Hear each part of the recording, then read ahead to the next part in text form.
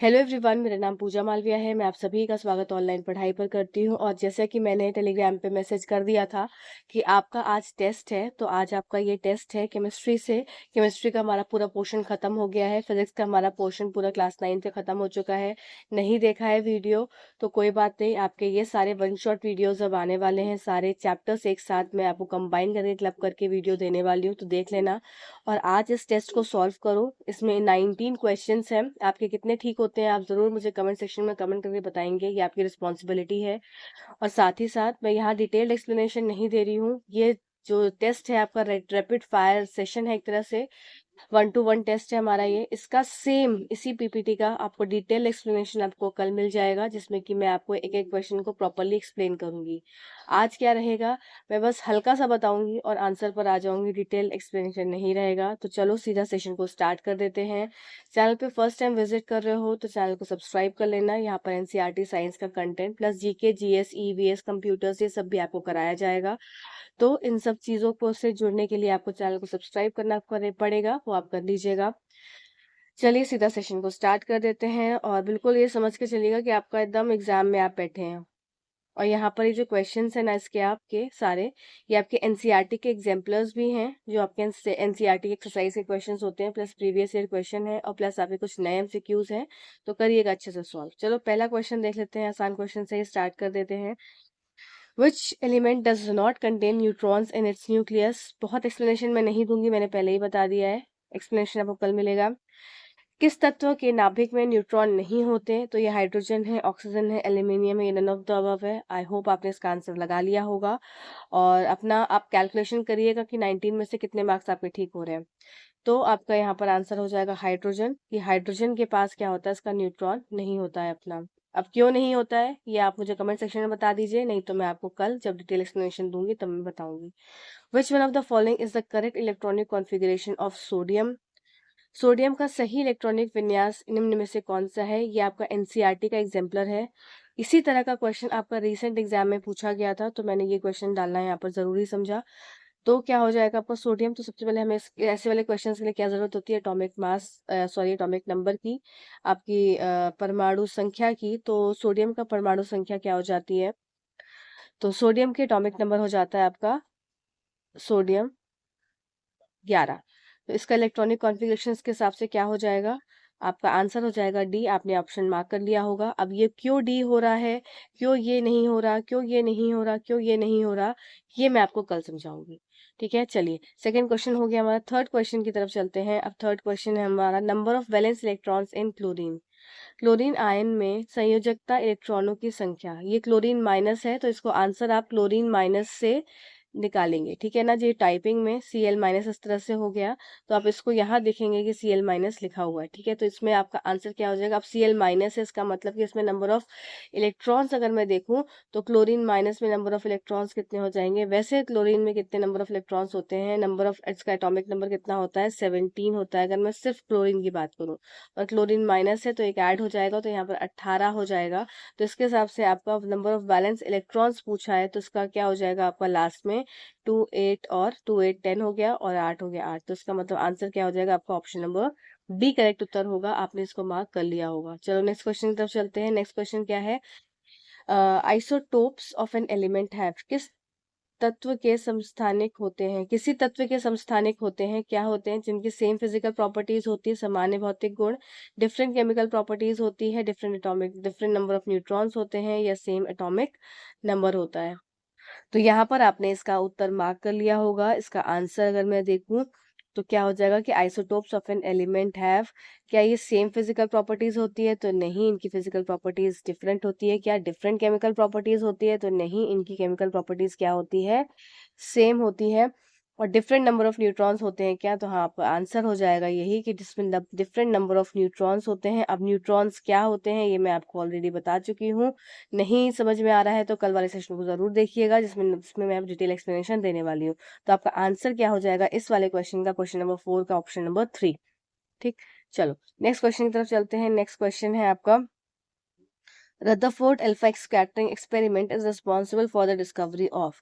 अब Rutherford alpha प्रकीर्णन प्रयोग की खोज के लिए उत्तरदायी है, तो क्या इसके लिए क्या क्या इन्होंने किसकी खोज की थी? तो उन्होंने क्या इलेक्ट्रॉन्स की खोज की थी? कि इलेक्ट्रॉन्स के बारे में तो बता ही नहीं पाए थे, स्टेबिलिटी के बारे में एटम की। प्रोटॉन्स और न्यूट्रॉन्स की खोज की थी। तो इसमें इन्होंने एक्चुअल खोज की थी क्या एटॉमिक न्यूक्लियस की, सारा का सारा जो भार होता है, वो मास होता है जो, वो आपका न्यूक्लियस के अंदर पाया जाता है। तो ये आपका आंसर ऑप्शन नंबर फर्स्ट, इसका करेक्ट उत्तर हो जाएगा क्वेश्चन नंबर 5 का। ठीक है, नेक्स्ट क्वेश्चन की तरफ चलते हैं। नेक्स्ट क्वेश्चन है, थोड़ा रैपिड फायर राउंड है, बहुत टाइम नहीं लगाना है हमको, जल्दी से सॉल्व करने हैं क्वेश्चंस को, तो इसलिए थोड़ा मैं फास्ट चल रही हूँ। बाकी मैंने बोला डिटेल एक्सप्लेनेशन मैं आपको देने वाली हूँ। If z is equals to 3 what would be the valency of elements. अगर z क्या है, मतलब किसी का एटॉमिक नंबर अगर मान लो 3 है, ठीक है, तो उसकी वैलेंसी क्या है, उसकी संयोजकता क्या होगी? तो इसमें आंसर क्या हो जाएगा? जब 3 है तो उसका इलेक्ट्रॉनिक कॉन्फ़िगरेशन हो जाएगा 2 और 1।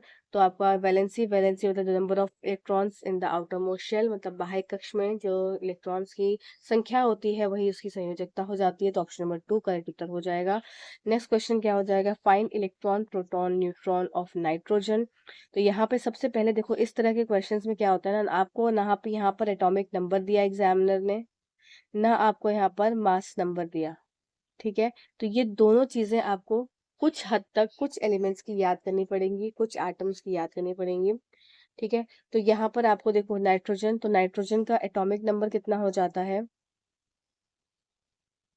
तो नाइट्रोजन का जो एटॉमिक नंबर होता है 7 होता है, और एटॉमिक मास क्या हो जाएगा? ये आपका 14 हो जाएगा। तो इस हिसाब से देखा जाए तो आपका इलेक्ट्रॉन प्रोटॉन की संख्या क्या हो जाएगी? तो एटॉमिक नंबर के बराबर क्या हो जाता है? Atomic number is equals to number of protons is equals to number of electrons होते हैं। ठीक है, तो इसका एटॉमिक नंबर है 7, तो इसका मतलब नंबर ऑफ प्रोटॉन्स और नंबर ऑफ इलेक्ट्रॉन्स भी कितने आ जाएंगे? तो ये भी आपका 7 आएगा, ये भी आपका 7 आएगा। अब बची बात न्यूट्रॉन्स की, तो न्यूट्रॉन कैसे निकालते हैं? न्यूट्रॉन निकालने का फॉर्मूला होता है mass number minus atomic number. ठीक है, तो मास नंबर कितना है? 14 माइनस में 7, आपका क्या आ जाएगा? 7। तो इसके हिसाब से इनका तीनों का क्या हो जाएगा? आपका 7 उत्तर हो जाएगा। ठीक है, 7 ही इसका इलेक्ट्रॉन, 7 प्रोटॉन और 7 न्यूट्रॉन। तो इसमें कोई भी ऑप्शन नहीं दिया था, तो आपको ऐसे लिख देना 7 7 7 इस तरीके से। तो ये भी आपका एनसीईआरटी का एग्जाम्पल क्वेश्चन है, तो आंसर आपने मार्क कर लिया होगा। चलिए नेक्स्ट क्वेश्चन तब चलते हैं। नेक्स्ट क्वेश्चन है 8 question. Find the number of neutrons protons and electrons in aluminium plus 3। तो यहाँ पर एटॉमिक नंबर कितना हो जाता है aluminium? Just a second, atomic number हो जाएगा, इसमें भी आपको डायरेक्ट आंसर बताना है। एटॉमिक नंबर हो जाएगा 13, और मास नंबर हो जाएगा इसका 27। अब यहाँ पर number of neutron proton electron सब निकालना है। एल्यूमिनियम प्लस 3 है, तो एल्यूमिनियम प्लस 3 हो गया, तो इसका मतलब यहाँ पर अगर नंबर ऑफ यहाँ पर 13 है, तो नंबर ऑफ देखो प्रोटॉन्स कितने हो जाएंगे? तो नंबर ऑफ प्रोटॉन्स की बराबरी हो जाएगी नंबर ऑफ प्रोटॉन्स, ये क्या हो जाएंगे? ये भी आपके 13 होंगे। ठीक है, क्यों होंगे? क्योंकि ये बराबर होते हैं किसके? एटॉमिक नंबर के। तो एटॉमिक नंबर ऑफ एल्यूमिनियम क्या हो जाएगा आपका? ये आपको 13 हो जाएगा। अब इसके बाद बात करते हैं नंबर ऑफ इलेक्ट्रॉन्स। तो नंबर ऑफ इलेक्ट्रॉन्स अगर एल्यूमिनियम होता सिर्फ, तो क्या हो जाता? नंबर ऑफ इलेक्ट्रॉन्स आपका 13 हो जाता, पर यहाँ पर प्लस 3 है, तो इसका मतलब यहाँ पर 13 में से माइनस आपको 3 करना पड़ेगा, तो इसके हिसाब से आ जाएगा 10। नंबर ऑफ इलेक्ट्रॉन्स निकल कर कितने आए? नंबर ऑफ इलेक्ट्रॉन्स निकल कर आए आपके 10। इसके बाद क्या दिया? नंबर ऑफ न्यूट्रॉन्स निकालना है, तो नंबर ऑफ न्यूट्रॉन्स कितना हो जाएगा? ये क्या हो जाता है? तो नंबर ऑफ न्यूट्रॉन्स कैसे हो जाएंगे? ये आपका मास नंबर है 27 और आपका एटॉमिक नंबर है 13, तो 4 और 1 14। तो इसके हिसाब से आंसर आ गया आपका। अगर न्यूट्रॉन की बात करूं, सबसे पहले न्यूट्रॉन है, तो न्यूट्रॉन की संख्या लिखना पहले 14, फिर प्रोटॉन है आपका 13, फिर इलेक्ट्रॉन है आपका 10। तो 14 13 10 जिसका सही उत्तर होगा उसका 8 वाला क्वेश्चन ठीक होगा। नेक्स्ट क्वेश्चन की तरफ चलते हैं। नेक्स्ट क्वेश्चन है which of the following elements will lose an electron easily. देखो, ये वाला क्वेश्चन जो था कंफ्यूजिंग भरा क्वेश्चन था, और ये शायद आपका जो लीक्ड पेपर था उसमें ये क्वेश्चन आया था। तो इसमें आंसर क्या हो जाएगा आपका? आंसर हो जाएगा आपका फर्स्ट वाला, ऑप्शन नंबर फर्स्ट, पोटेशियम। ठीक है, इसमें आंसर हो जाएगा potassium, option number first correct उत्तर हो जाएगा। निम्नलिखित में से कौन सा तत्व आसानी से एक इलेक्ट्रॉन खो देगा? तो आपका पोटेशियम हो जाएगा। अब इसको एक्सप्लेनेशन मैं आपको इसका कल दूंगी। ठीक, नेक्स्ट क्वेश्चन देख लेते हैं। आइसोटोप्स ऑफ एनी एटॉम और any atomic nucleus is that in which. किसी भी परमाणु नाभिक का आइसोटोप वह है होता है, ये यहाँ पर ये कट कर दीजिएगा, ये क्वेश्चन नंबर 20 लिखा हुआ है लगता है। Number of neutrons are same but number of protons are different. Neutron की संख्या समान है लेकिन प्रोटॉन की संख्या भिन्न है। Number of protons are same but number of neutrons are different. Proton की संख्या समान है लेकिन न्यूट्रॉन की संख्या भिन्न है। Number of protons and neutrons are same. तो इसमें आंसर क्या हो जाएगा आपका? Option number 2। आपका उत्तर यहाँ पर लिखी गया है यहाँ पर टाइपिंग में। तो यहाँ पर आंसर क्या होता है? इसमें नंबर ऑफ प्रोटॉन्स क्या होते हैं? सेम होते हैं, पर नंबर ऑफ न्यूट्रॉन्स क्या होते हैं? डिफरेंट होते हैं। क्वेश्चन हम शायद पहले कर चुके हैं अभी। ठीक है, तो यहाँ पर क्वेश्चन नंबर 10 है। नेक्स्ट क्वेश्चन क्या है? Which of the following elements does not contain neutron. ये भी हम क्वेश्चन कर चुके हैं, तो ये क्वेश्चन डुप्लीकेट हो गया है, तो आप -2 कर लीजिएगा क्वेश्चन में। इसका मतलब आपके यहाँ पर 17 क्वेश्चन है आज। ठीक है, तो उसको मैं काट देती हूँ, ये क्वेश्चन हम कर चुके हैं। What is the atomic number of an atom element. किसी तत्व का परमाणु क्रमांक क्या होता है? तो ये क्या होता है, आपको क्या पूछा गया? Atomic number. ये क्या total number of protons and neutrons in the nucleus होता है। तो टोटल नंबर ऑफ प्रोटॉन और न्यूट्रॉन्स क्या होता है ये मैं आपको कल बताऊंगी। Total number of electrons in the outer most shell, ये भी क्या होता है ये आपको पता है। जिसको पता है वो उसका 12th का ऐसे करके 1 2 3 करके 1 2 3 करके अपना आंसर आप कमेंट सेक्शन में भी लिख सकते हैं, मुझे बहुत अच्छा लगता है। Total number of protons in the nucleus है total number of electron neutrons in the nucleus. तो क्वेश्चन नंबर 12 का आंसर हो जाएगा ऑप्शन नंबर सी। ठीक है, तो ये आपका करेक्ट उत्तर है ऑप्शन नंबर सी। अब डिटेल एक्सप्लेनेशन हम कल देखेंगे। What is the significance of 1 you और 1 AMU। तो ये क्या सिग्निफिकेंस होती है? ये आपकी होती है ऑप्शन नंबर 12 का, सॉरी 13th क्वेश्चन पे हम पहुंच चुके हैं। तो 1/12 the mass of carbon 12 atom. ठीक है, नेक्स्ट क्वेश्चन है what characteristics of an element dictates it's chemical behaviour. किसी तत्व की कौन सी विशेषता उसके रासायनिक व्यवहार को निर्धारित करती है? तो वो क्या होती है? वो क्या साइज ऑफ द एलिमेंट होता है, molar mass of the element होता है, या नन ऑफ द अबव, या वैलेंसी ऑफ द एलिमेंट होता है? तो किसी कैरेक्टरिस्टिक्स बतानी है किसी केमिकल बिहेवियर की, कि कोई तत्व है वो केमिकली कितना ज्यादा एक्टिव है, कैसे एक्ट करेगा, कैसे रिएक्ट करेगा। तो ये बताता है कौन? वैलेंसी बताता है। आपने इसका आंसर मार्क कर लिया होगा, तत्व की वैधता। ठीक है, नेक्स्ट बात कर लेते हैं आपकी question number 15। Who propose the concept of fixed energy levels around the nucleus. कई बार ये क्वेश्चन रिपीट हुआ है कई एग्जाम्स में। फिक्स एनर्जी लेवल्स की किसने बात करी थी? नाभिक के चारों निश्चित ऊर्जा स्तर की अवधारणा किसने प्रस्तावित की थी? तो ये आपके हो जाएंगे नील बोर। और अर्नस्ट आपके रदरफोर्ड ने क्या दिया? जे थॉमसन ने क्या दिया? ये मैं कमेंट सेक्शन में आप सबसे उम्मीद करती हूँ कि आप मुझे बताएंगे, जिससे कि आपका रिवीजन भी होता रहे, है ना। हमें साथ में रिवीजन भी करना है, और प्लीज आप लोग साथ में चीजों को एक्टिवली पार्टिसिपेट किया करिए। What is the relative charge of protons and neutrons. तो क्या होता है प्रोटॉन और न्यूट्रॉन में सापेक्ष आवेश कितना होता है? तो प्रोटॉन में +4, न्यूट्रॉन क्या होता है? न्यूट्रल होता है, 0 चार्ज हो जाता है। तो उस हिसाब से प्लस और 0 वाला देखना है, जो कि ऑप्शन नंबर 4 करेक्ट उत्तर हो जाएगा। नेक्स्ट क्वेश्चन है हमारा 17th question. Which of the following pair of number composition is correct. अब देखो इसमें से देखना है कौन सा करेक्ट है नंबर कॉम्पोजिशन। ये सारे क्वेश्चंस आपके प्रीवियस ईयर क्वेश्चंस हैं, चाहे आपके एसएससी हो, एसएससी के क्वेश्चन देखे हो, चाहे आपने रेलवे के क्वेश्चंस देखे हो, चाहे आपने बीपीएससी के भी क्वेश्चंस देखे हो, ये सब क्वेश्चंस आपके प्रीवियस ईयर क्वेश्चन है। तो उसमें आप ना अच्छे से कर लीजिएगा सॉल्व। तो एटॉमिक नंबर क्या होता है, इसमें आपको बताना है कौन सा कंपोजिशन करेक्ट है। निम्नलिखित में से संख्या संयोजक का कौन सा युग्म सही है।